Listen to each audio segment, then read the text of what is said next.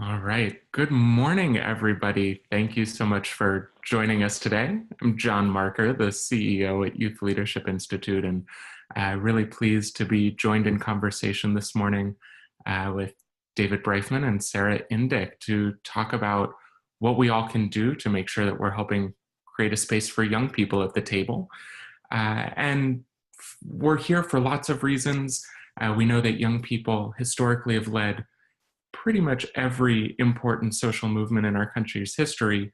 And over the last couple months, we've seen tremendous outpouring of youth leadership as it relates to DACA in our country, but also the way that all of the young people following the tragedy in Parkland have spoken up and really helped change the perception and change the calculus on what it looks like to be active around changing conversation on gun violence and gun control. And David actually authored a piece that was in JTA that spoke to this and how we create a space for young people. And I wanted to jump into conversation with David and have had previous experience working with Sarah. So good morning, David. Good morning, Sarah.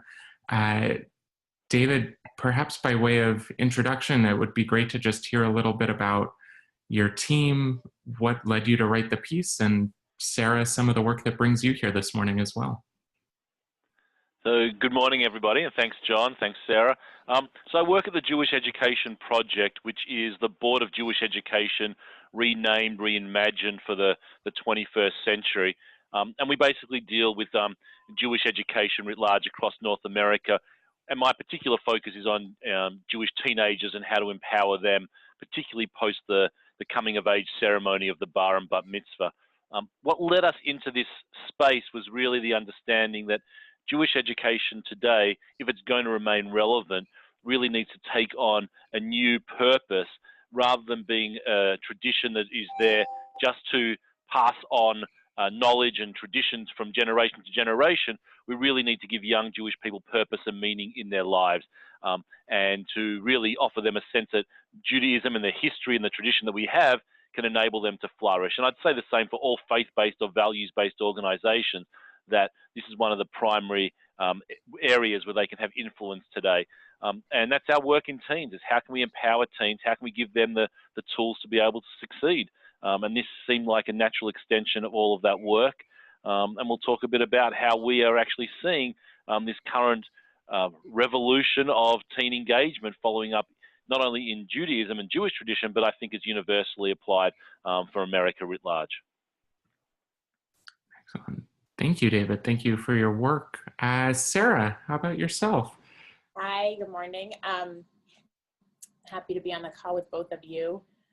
My name's Sarah Indyk. I'm the Director of Special Projects at Rose Community Foundation in Denver, Colorado. We are a community foundation that was created in the mid-90s from the sale of Rose Medical Center. And as a result, we have our roots in the Jewish community. Rose Medical Center was a Jewish hospital. And we have since 1995 funded in our local community, both within the Jewish community and the broader community. You may be wondering, what's the youth connection here? We are not an organization that is focused specifically on young people. However, we really believe that youth voice and youth leadership have an important role to play in the community, and in our mission to make our local community a stronger and better place to live. There are two programs specifically that we have experience running here that I'll share a little bit about later on, that have to do with youth engagement and youth leadership and youth voice. So thanks for having me. Absolutely.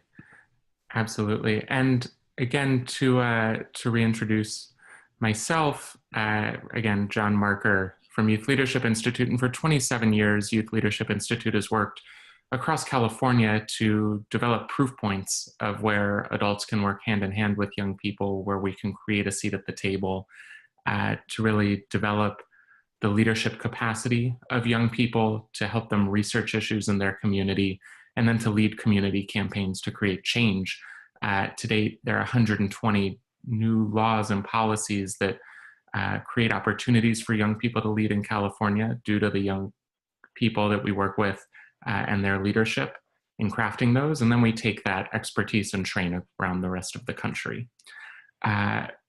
With that, I want to jump to something both Sarah and David spoke to, which is, let's start by looking at the bright spots. What are the proof points that we are seeing in our respective work that say this is possible, that we can share space with young people and allow them to help craft the decision-making in our communities? What are the organizations we've seen where people have stepped aside? What are the different community actions that we've seen people step aside and create space for young people? David, would love to start with you. What gives you hope in all of this? So I think I want to start off by just referencing something that you mentioned in your opening, and that is that many civil revolutions or uprisings or social responses have been conducted in the past by young people. And I think that is very true. And as someone who really is not a historian, I looked into this when writing the piece, and I did find that that is very true, except that most of those civil action movements were actually established by college age and above students, whether we're talking about Vietnam or the civil rights, or in a Jewish context, even the trying to free Jews from Soviet Russia in the late 80s.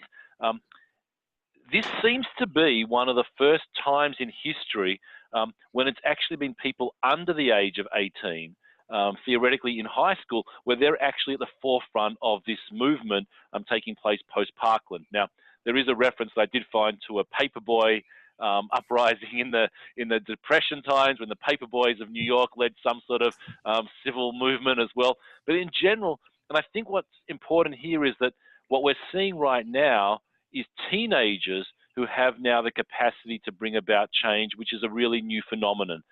I think it's way too simplistic to put all of that onto the digital aspect of teenage lives today, although some people are saying that the ubiquitousness of the iPhone or smartphone is what's enabling them to mobilize so quickly. I think that fails to actually see that our kids are growing up faster than before in many regards, not in all, but in many regards, especially in terms of their access to the news and their ability to mobilize and their ability to fundraise and their ability to bring about petitions. And I think we're seeing a lot of that taking place. The interesting piece about this, which I think is an added part of the conversation and maybe sort of dovetails to your question, John, is that they're not asking for permission. They're just doing this. And your question presupposes in some ways that are organizations opening them up to these young people coming on board? And I think in some cases that's true. And I've seen many synagogue or Jewish community center committees or local neighborhood mobilizing committees involving teenagers and their voices in those committees. And where that's happening, they are galvanizing their peers at a much faster rate. But if they're not, the kids aren't waiting around. They're setting up their own task forces and their own committees, and they're not calling them those things. They're just doing it. And it's pretty interesting that they don't need the established organized systems that we've put in place to do so. That being said, at every case where I have seen teens mobilizing, they do reference that it was the so-called adult community who gave them the skills, the capacity, the knowledge to be able to do the work that they're doing. These things don't come out of just anywhere. And what we're actually training them to do is enabling them to be both participants within organizations and also to be able to do this by themselves. Yeah, I appreciate that last point in particular. I think the quote from your article from, is it Sarah Lynn, that is, what I find so restorative about this generational approach is that it is inherently inclusive. It is not, we're taking charge, move out of our way, and never be seen again. It's, we're taking charge because you have told us for our entire lives that we should be taking charge, and we want to do this alongside you. So please recognize your place as people who have helped teach us and people who have a vested interest in this, and come alongside us and work with us as we change our community.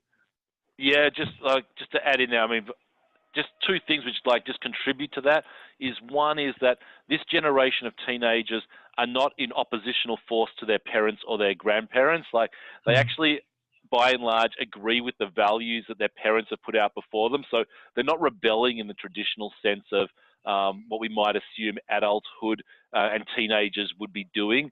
And the other thing which is really important to what you said is the overwhelming value of this generation, and whether we want to classify them as the progressive generation or the progressive teens in this generation or not, is, we can discuss that.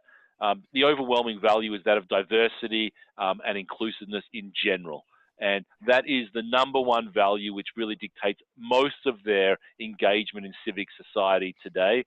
And therefore, I'm not surprised to see that transcending into the way that they appreciate the movement at large, and the way that they embrace all voices that are helping them to reach their ultimate goal. Yeah, excellent. Thank you for that, David. Sarah, can you make this concrete for us? What are you seeing in Denver around places where young people have jumped up and jumped in to lead some of this work? Yes. So first, I want to share with you and whoever is watching something that I've thought a lot about listening to both of you speak, and also just following the news the last month or so in the context of the work that we do with youth. John, you introduced me to this framework. Let's see if everybody can see it, which is Hart's Ladder for Youth Participation.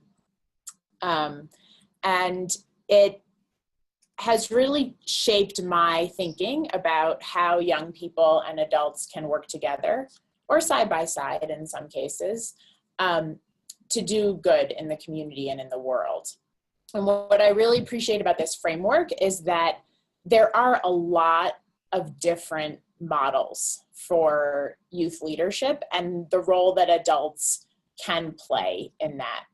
So interestingly, at the top of this ladder is a youth-initiated effort with still some support in the form of shared decision-making with adults.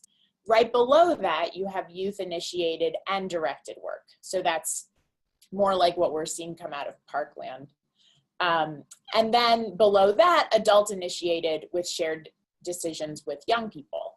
And then you kind of get down further, and I won't go through the whole thing. But I share that because I think it's a really helpful framework when we're talking about who's in the driver's seat, and how that shifts the roles that adults or young people are playing.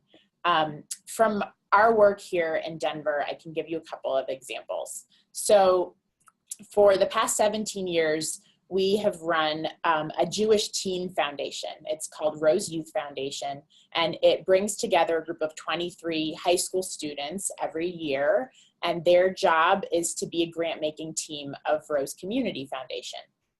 There are some parameters, so this would definitely fall into the category of some shared decision-making with adults. The decisions that the foundation has already made, the adults have already made when the young people show up, are the amount of money that they will give away. They're given $60,000 to grant. They have to give to local nonprofits because we are a community foundation and our work is focused on our local community. And they have to give in a way that reflects what it means to them to give Jewishly. And they have to wrestle with what that means. So there's the kind of adult decision making. We set the schedule, we tell them when to show up, we order the pizza. The rest of the decisions are up to the group. They decide what issue they're going to focus on. They decide what nonprofits they're ultimately going to fund.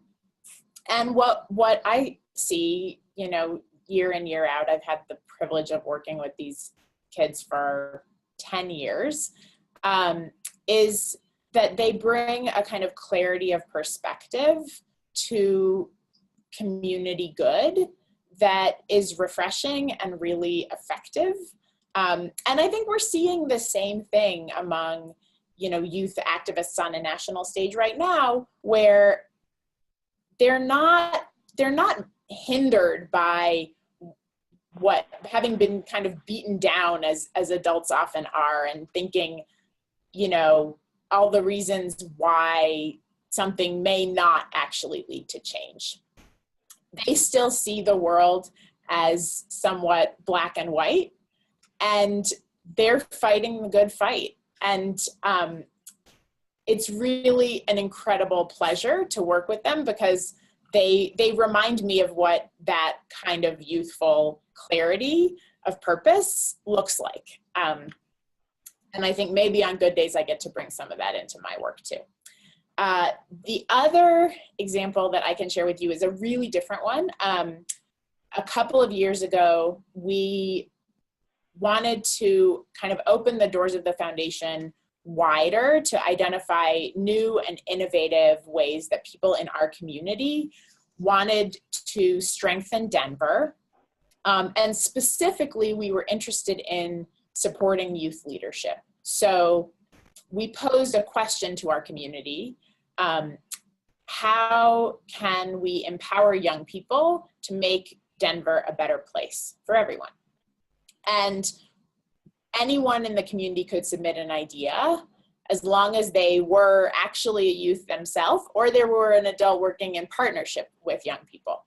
And what we learned, this program was called Innovate for Good. And what we learned along the way there is that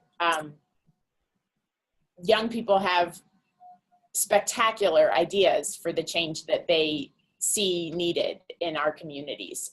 Not just the change, by the way, that will affect them as young people in their schools and in their neighborhoods, but also change that affects the whole community. And by working really closely with the projects that were ultimately funded and giving them support and coaching, we also really learned the lesson that there is a valuable role for adults to play as allies and advocates with young people. And that even when a young person had submitted an idea independently, and this comes back to what you were saying, David, about being really this generation being allied with their parents, even if they didn't have an explicitly stated adult partner, in many cases, they had an adult partner, and it was a parent who was cheering them on from the sidelines, helping them navigate kind of the way that things get done, the way the world works. And in cases where that wasn't possible, we actually partnered with John and his colleague Patty at YLI, and they provided some support and training and really tactical ideas to take a vision to reality. And essentially, they became the adult partner, boosting and supporting the youth vision. So, I think this is an incredibly exciting moment in time. I'm sure it's an exciting moment to be a young person. I think it's also really a very exciting moment to be an adult who can help fan the flames of what youth are making happen in their community. I love, thank you for all of those examples, Sarah. And I, in particular, love the way you tied that up, thinking about the power of what it means to be an adult and showing up for our young people right now. David, you referenced something similar of whether or not we show up as good adults in this, the young people are leading. But one of the reasons that I know the three of us wanted to talk amongst ourselves, in effect, was to create a space for adults to talk to adults and to look at what are things that we could all do better within our respective organizations. What are promising things that we see when we're looking at organizations that are actually trying to shift things and create more space for young people, create that seat at the table. I know that, David, you alluded, they're not necessarily, when young people are creating work, they're not necessarily calling them task forces. Sarah has spoken to some of the youth philanthropy models while our shop actually runs some youth philanthropy programs out of San Francisco, we run youth commissions, which are modeled after boards of supervisors and local government elected bodies. We see sometimes creating space in the public health world for young people. But what are the things that intrigue you? What are the things that you all are seeing around the rest of the country where you say, you know, that's an adult who gets it and is creating some space? I'll give one example and then pass it back to both of you. We were working with a superintendent who had just come on board, and he gave us a call. He said, I'm looking to include student voice, and I don't know what it looks like. And I'm pretty sure it's going to make me uncomfortable when I see it. And I'm pretty sure I'm not going to want to do what the young people want me to do, but I know it's important for our young people growing up today. And I want to think through how we can craft that space to actually be in a way that I, as the superintendent, can hear it. And I, John, have never run into a superintendent who was so willing to step aside and share their own power. I thought it was a really beautiful approach. And at this point of the 8 secondary schools, we're in all 8 secondary schools building this model with the superintendent, and actually have 2 pilots in his elementary schools as well. And really excited to see where that goes, and opportunities where we can shine a light on that and say to other adult leaders, this is how you do it. This is how you can really be crafting something that's different than the environment that I grew up in, and the environment that I think has traditionally been available. So with that, David, Sarah, what are you seeing that's stepping up and innovative and different, of where adults can be better adults and better allies and accomplices to our young people? Sarah, you want to chime in? Sure.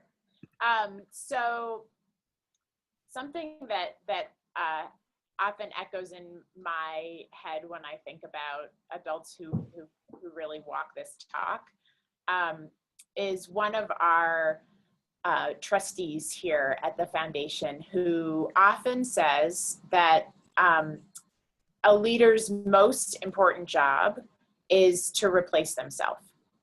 And what I love about that comment is that she's not talking about a teacher's most important job or a leader working with youth's most important job. She's talking about anyone who has privilege and power, needing to have this eye to the future, and needing to be looking around and lifting others up, specifically the next generation.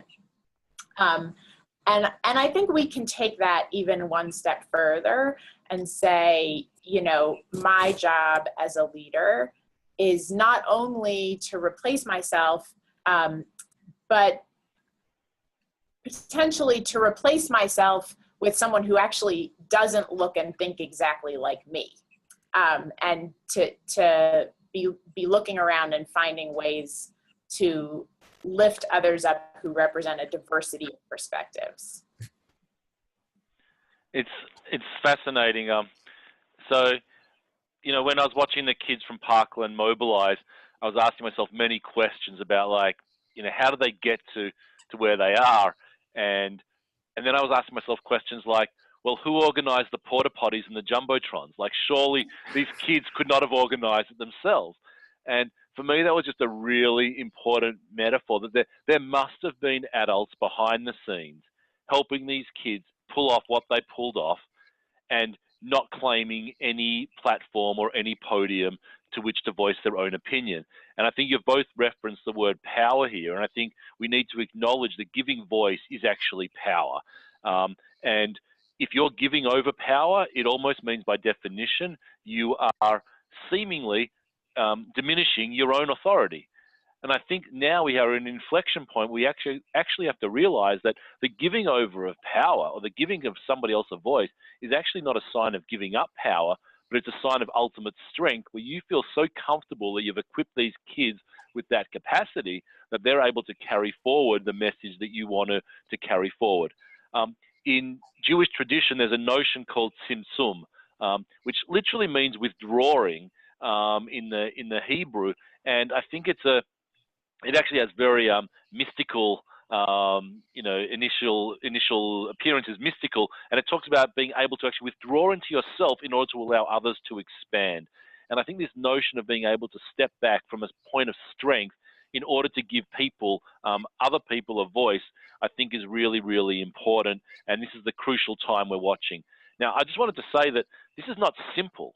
And I understand why there's reluctance to do so. So I put out a challenge, for example, for clergy, to rabbis. Like, you just saw all these kids get up on stage and give these amazing, really amazing, inspiring speeches. Are you willing not to give the sermon on your Saturday morning in synagogue or temple? And it was amazing that I did receive quite a few yeses from rabbis, and then teens sent me their sermons, and we're going to start publishing the sermons that they gave.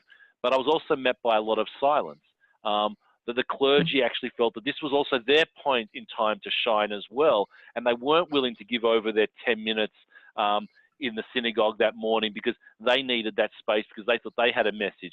I can understand both sides of the argument here. I'm not saying that, I'm not really casting judgment. I'm just saying that when you actually give over authority or power, you do lose something yourself, and you have to weigh up the pros and cons of that. Obviously, today we're talking about empowering more youth to do so. I would say one of the things that we've adopted here as our common language is we've stopped calling our teenagers the next generation. In fact, we actually labeled our most recent report on teenagers Generation Now, because we actually said these kids are not a generation in the making. They're not the next generation. We have to stop thinking about them as the people they will become. But in the here and now, they are really active and they're ready to take over this world. We just now have to give them the space to do so. So it's a really complicated, but I think a really important topic for us to all be confronting together. Yeah. I love your observation about the porta potties and the jumbotrons, because it's actually sort of the perfect metaphor for adults supporting youth leadership. If standing aside means that sometimes you're going to take on the less glamorous jobs, like literally, but it's so important because somebody's got to make sure there's a porta potty there, and I think that partnership of really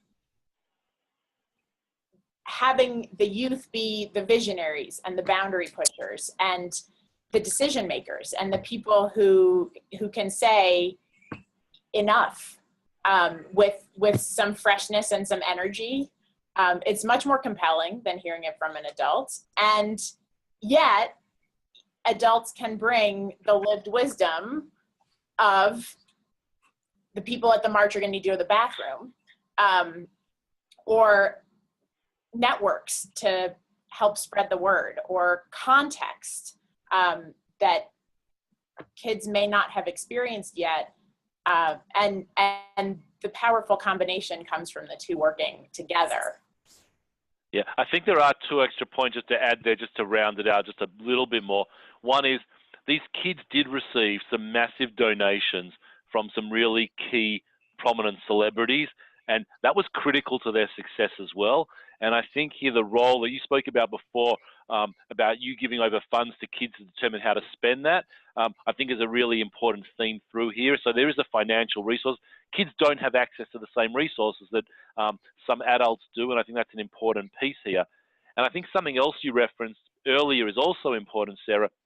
You said they're fighting the good fight, or something to that effect. And I think it's important to recognize that these kids see themselves today as cleaning up the mess that their parents left for them, and they are viewing themselves here on the right side of history. And that's where it gets back to your whole points before, John, about the revolutions in society that have taken the movements before. When you see yourself fighting for a cause on the right side of history, I can't see them stopping until they win. Now, I don't know if a win is going to take 1 month or 2 months or 6 months, but someone pointed out to me, when the when the national media cycles lose interest, and you could argue they already have, these kids aren't going to stop fighting because they're not using the national media cycles. They're using social media to keep their cause alive. So they're completely circumventing probably the biggest force that we have in Western democracy today, of mainstream news. And they'll keep the fight going. So I'm pretty confident, and this is trying not to be a political statement per se, but when you've got massive numbers mobilized because they are going to fight history and come out on the right side of that, that's what gives me the most optimism that these kids are going to win. I'm not sure what it looks like in the legislature, but ultimately there will be gun reform in America because these kids will soon vote. And their brilliance now in also registering people to vote while simultaneously trying to change the minds and hearts of politicians and other adults is a brilliant long-term strategy as much as it is a short-term strategy. So kudos to them for just, really seeing the big picture in all of this as well. Yeah, I think so. One more thing to add to that. I think you're exactly right that they're in it to win it.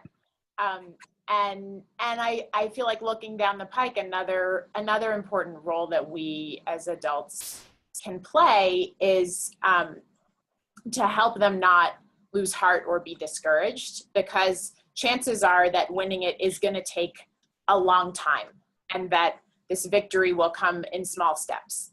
And so in the meantime, I think we can be the force, the wind in their sails, cheering them on and helping them overcome the losses along the way, and recognize that it's worth continuing when other things, other forces in their lives will start to pull them in other directions. I'm loving the back and forth, and I'm now wanting to jump in and cut it off in any way. To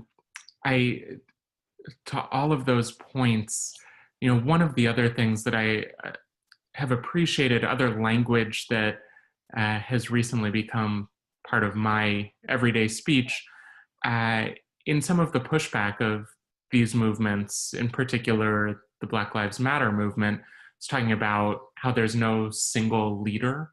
And I've loved the pushback from this generation of, no, we are a leaderful movement, and really honing in on that this isn't something with one person at the top. This is something that everyone takes ownership over. David, to your point of that just foundational belief that this is the right thing to be doing and that no one is going to stop any one of them individually.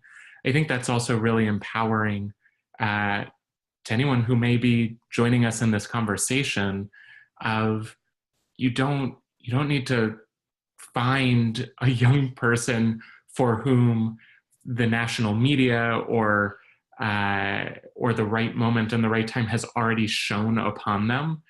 This is literally something we can do to partner with, to stand with any young person in our community, and to make sure that we are doing what we can as adults to elevate them, or just to be aware that even if we don't, they're going to be creating their own space, and that's a beautiful thing that we should celebrate.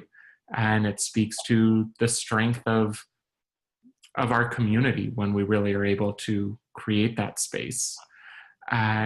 This work is something that's going to hopefully far outlast any of us in our current roles, Sarah, as you spoke to, in the ways that we continue to make sure more people can come in, oftentimes people who may not look like us, sound like us. And I'd love to just give us all one more chance to wrap up and say, is there anything that we're looking towards in particular? And how can people best stay in touch and follow the work that we are doing locally if people have a desire for more information on that? So I'll kick it once more around as we wrap up. We can start, David, with you. Yes, I would say, that's really astute what you've just observed, and I think what we're now seeing is an actual change in what it means to be a leader in general. And I think that's a really important message for anybody who works with young people today. What we would once call leadership development or training young people to be leaders, it's going to change. And I think it is changing, and we need to think seriously about that. Forgetting the fact that when you still ask most people, young people, to draw a leader, it's often, a male of a certain age wearing a suit. Like, that's completely out the door right now. But what are the actual skills that we're actually training our young people to do? There are a lot of youth organizations that still believe training the kids in Robert's rules so they can conduct meetings in a certain way is a very effective leadership skill that they will need later on in life. Well, I'm not sure. And it's not just giving them the ability to be an eloquent speaker. Like, for every Cameron and Emma and David that's out the front of this movement, there are kids behind the scenes, like, doing a whole lot of other things and arguably mobilizing even more people. So I think we're seeing a very different notion of leadership taking place before our very eyes. I think your referencing of Black Lives Matter is important, not just as a parallel to this, but the inclusive nature of the Parkland kids in bringing in kids who are not like them on so many levels, and being so aware that many of them did come from a place of privilege, and understanding that leadership is no longer about social class and privilege, I think is really important. How this translates into politics in this country, that's a huge unknown. But I think we should be prepared to see a change taking place in who is going to be elected based on a whole lot of different criteria as well. So I think our role as people who work with youth is, like, prepare them for the new reality of leadership and a new world that they're bringing on. These kids they're not going to grow up and lose all of these trends. These trends are with them to stay, and I think it would be naive of us to just assume that once they grow up, they'll become just like the adults in this world. There are things happening right now before our eyes that are far greater as social pools and technological pools, that this world's a different place, the one that even we grew up in, and we should prepare ourselves and them for it. Thank you, David. Sarah, how about you? Couldn't agree more. I'll leave you with two of my takeaways from the work that I've had the chance to do here in Denver.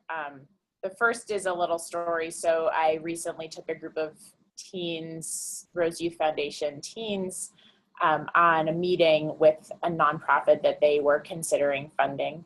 And they conducted the meeting themselves entirely. And I sat there listening and wondering, how's this going for them? Doesn't totally sound like this organization does the thing that these teens want to be investing their grant dollars in, to me, but I wonder what they think. And the organization was very polished and eloquent and professional and certainly impressive in what they were doing. It just didn't really sound like a fit. But I wondered, would the polish be enough to impress our young funders? And when we debriefed the conversation afterward to a person, they said, love what they're doing. This is not a fit for us. And they said it in much harsher terms than I ever would have used.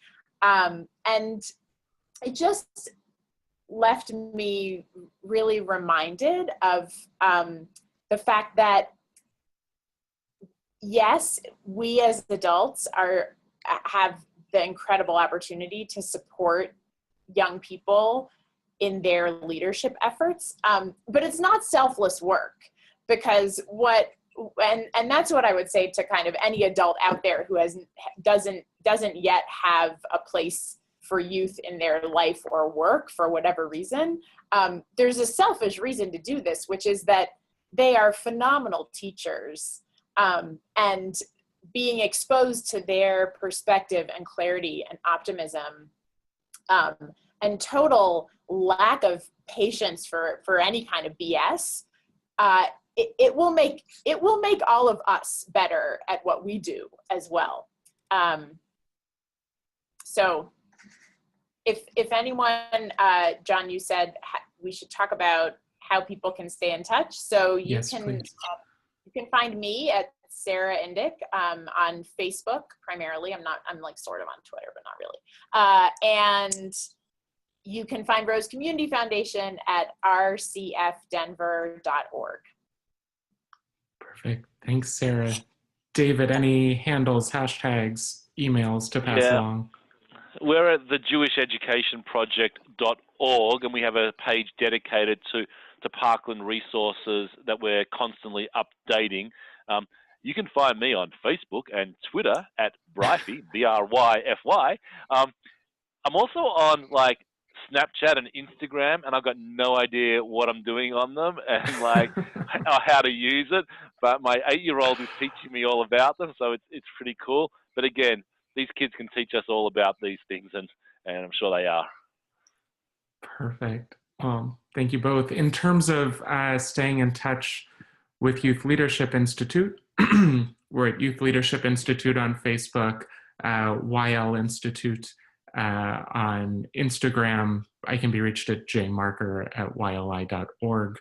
And it's just an absolute pleasure speaking with both of you about the work, the power that we have as adults, although I still struggle to think of myself as one, to work, to push our peers, to create space, and the incredible hope that we see in recognizing that no one's waiting for us. And it's what can we do to get on board and to co-create this change with all of the young people today.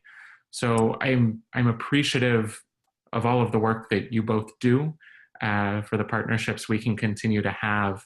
And thank you to everyone for watching. We hope that within this conversation, you've been inspired to action and inspired to follow up, and look forward to hearing from all of you and continuing the conversation.